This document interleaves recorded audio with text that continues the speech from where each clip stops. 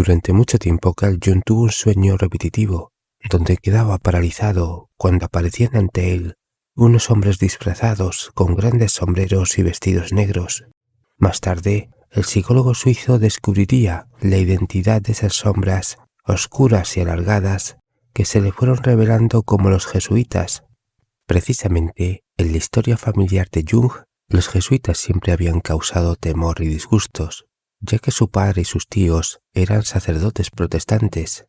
Además, el miedo a los jesuitas era un sentimiento tradicional en el imaginario colectivo del siglo XIX, puesto que, en la creencia popular, la Compañía de Jesús era despiadada, amoral, implacable, diabólicamente astuta, servida por fanáticos que pretendían imponer un imperio del mal al servicio de un poder oscuro, y para lo cual conspiraban por todas partes, de que el niño Carl creciese con el temor a los terribles jesuitas.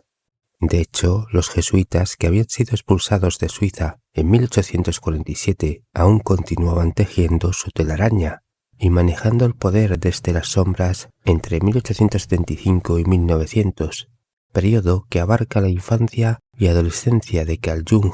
y durante esa etapa de su vida, los jesuitas se convirtieron en el mayor miedo del joven Carl. En este caso, entre los 5 y 10 años, se dio cuenta que la palabra jesuita despertaba un miedo paralizante y silencioso, no solo entre la gente común, sino también entre los clérigos protestantes, incluso en aquellos que pertenecían a la élite intelectual como su padre, Paul Jung. Principalmente en la casa familiar, el niño Carl escuchó muchas historias espeluznantes sobre las nefastas prácticas de la Compañía de Jesús, hasta el punto que quedó traumatizado el día que vio a un sacerdote católico con sotana caminando por la calle frente a su casa, así que su primera reacción fue huir escaleras arriba y se escondió, paralizado por el miedo. En consecuencia, el niño Carl comenzó a tener pesadillas que giraban en torno a un sueño que se repitió en muchas ocasiones y de distintas formas, ya fuera como hombres enlutados o como monstruos vestidos de sacerdotes que devoraban a los seres humanos, pero solo en algunas ocasiones se mostraban como sombras con sombreros y hábitos negros. De esta manera, el miedo a los terribles jesuitas fue también la manera de confrontar a la Compañía de Jesús en el mundo de los sueños. Pero Carl Jung solo pudo comprender estos sueños repetitivos en los momentos finales de su adolescencia,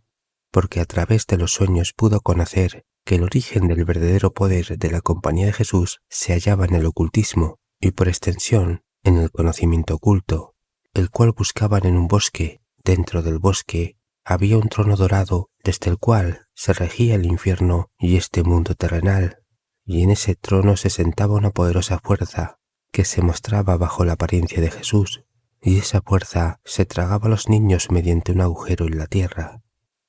Precisamente, el psicólogo suizo recordaba que cuando era niño no entendía sus sueños, e incluso estos le generaban problemas externos y conflictos internos. Por un lado, el niño Jung resbaló, cayó y se golpeó la cabeza con un trozo de hierro que sobresalía de la puerta de una iglesia católica, y por otro, el niño Jung no podía comprender cómo era posible que Jesús hiciese todo eso con ayuda de los jesuitas.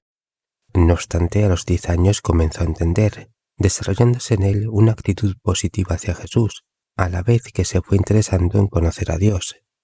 Así pues, entre los 15 y 20 años el joven Carl Jung superó finalmente su miedo a los sacerdotes católicos y su miedo a entrar en una iglesia católica, aunque siempre estuvo convencido de que los jesuitas lo habían hecho tropezar, utilizando la psicología del miedo y los ataques espirituales contra la psique colectiva de los protestantes. Sin embargo, entre todos esos sueños repetitivos que le ocasionaron un gran miedo, hubo un sueño donde el adolescente Carl no se paralizó ni salió corriendo, sino que sintió curiosidad y se mantuvo fuerte dentro del mundo de los sueños. Allí vio a un jesuita que entraba en el bosque, y el bosque conducía al cielo, y allí se encontraba Jesús sentado en un trono divino.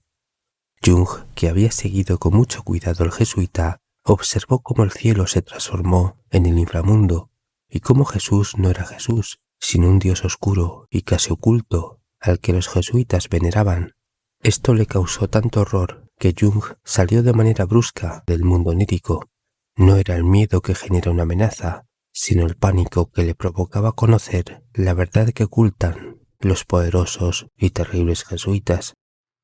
Con el transcurrir del tiempo, el psicólogo suizo interpretó este sueño como una iniciación en el imperio de las tinieblas, o sea, a Carl Jung se le dio a conocer que los jesuitas representaban el poder terrenal al servicio de una fuerza metafísica y secreta, a la vez que tenían grandes conocimientos espirituales, esotéricos y ocultistas, pero los mantenían ocultos para ellos mismos. Por esto mismo, el psicólogo suizo dedicó una parte de su vida a investigar el conocimiento de la Compañía de Jesús. Antes de Carl Jung, en 1877, Madame Blavatsky dijo que los jesuitas controlan la Iglesia Católica y el Papa solo es un agente servil de la Compañía de Jesús. Esta fuerza oscura tiene una doctrina secreta con la que su Dios les permite la maldad, la idolatría y la magia en todas sus formas. Acumulan también conocimiento hermético para sí mismos, pero distorsionan antiguas enseñanzas místicas y esotéricas para controlar a las sociedades secretas. Y por otro lado, tienen un gran conocimiento psicológico para dominar a las masas sociales y para influir en las élites políticas y económicas. En 1892, Vicente Blasco Ibáñez publica La Araña Negra, una novela que es en realidad una dura crítica contra la Compañía de Jesús, a la vez que revela a los jesuitas como un poder conservador que dirige espiritualmente a los nobles y monárquicos. De esta manera, no solo influían en las decisiones políticas, sino que se hacían dueños de la voluntad de los dirigidos, con el fin de conseguir dinero, bienes y herencias de las familias aristocráticas. Blasco Ibáñez utilizó la metáfora de la araña negra para simbolizar el poder oscuro, siniestro y manipulador de la Compañía de Jesús, así como su red de influencia sobre las élites nobiliarias, políticas, económicas y culturales. Este símbolo de la araña es utilizado también por Friedrich Nietzsche para calificar a los jesuitas como arañas venenosas y hábiles hipócritas, pero también reconoce que los jesuitas son hombres instruidos y admiraba el dominio de sí mismo que cada jesuita tenía a nivel individual. En este sentido, Blasco Ibáñez dijo que el jesuita perfecto, aquel que juramentó el cuarto voto, entrega por completo su persona y su vida, en cuerpo y alma, para crear la telaraña de la Compañía de Jesús. De esta forma, los jesuitas responden a una psique colectiva, simbolizada por una araña que representa la sombra del yo, es decir, el lado oscuro de la Compañía de Jesús, el cual está vinculado a la corrupción espiritual, el oscurantismo religioso y el ocultismo en líneas generales. En términos junguianos, los jesuitas representan las fuerzas oscuras del dios del tiempo, la materia y la muerte, ya que a nivel alquímico tejen mentiras y crean dogmas para atrapar a las almas dentro de la prisión de Saturno, a la vez que tejen una red oculta para controlar el destino colectivo de las masas sociales y de las clases altas.